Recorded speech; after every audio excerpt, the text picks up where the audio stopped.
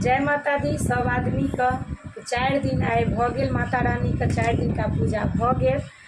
और चलू अहाँ सब पूजा पाठ केलहुँ, सब आदमी कही नेने हैब। और खोइछ भरे के लिए सब आदमी साड़ी लेलहुँ कि बाकिए छी, किएकि ब्लाउज बनाबे के एगो टेंशन रहे छै, तो ताहि दुआरे हमरा तो ना नहीं टेंशन यऽ, हम लेकिन लऽ लेलहुँ साड़ी लऽ कऽ। एहि बेर सबसँ पहिले हम अपने ब्लाउज बना लेलहुँ। हर साल हमरा की होइ छलै, लास्ट में जाहि दिन खोइछ भरैके रहै छलै ओहि दिन भोर में हम ब्लाउज बनाबै छलहुँ, ताहिके बाद अहाँके हम खोइछ भरल जाइ छलहुँ। लेकिन एहि बेर हम सतर्की केलहुँ हन एते जे हम पहिले लऽ लेलहुँ साड़ी ब्लाउजो बनाबै। तऽ हमर साड़ी अहाँ सबके देखाबै छी केहन लागैए।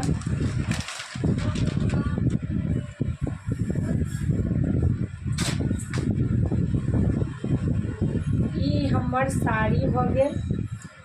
एखन इएह साड़ी सब ट्रेंड में चलि रहल छै, और एतबी नहि हमरा लग जतेक ब्लाउज बनाबैके लेल आबैए, एखन खाली इएह साड़ीके ब्लाउज आबैए। ट्रेंड में ई साड़ी एखन एतऽ चलि रहल छै। देखियौ ई जे छै ने वर्क बहुत सुंदर कयल छै, स्टोन ततेक सुंदर से बैसायल छै। ई भऽ गेल साड़ी।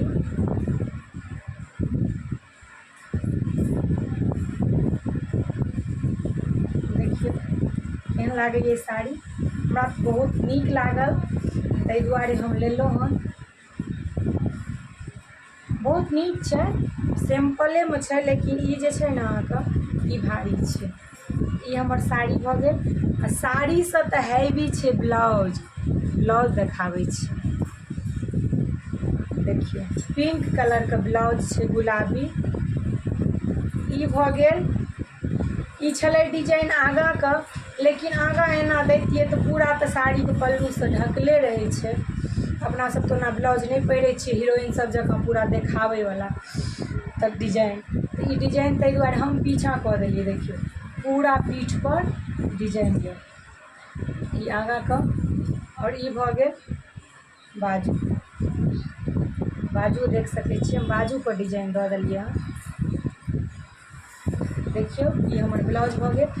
एहि साड़ीके एहन कलर पर ना सुगा पंखी छै, ताहि पर गुलाबी ब्लाउज बहुत खिल रहल छै, से देख सकै छी अहाँ सब।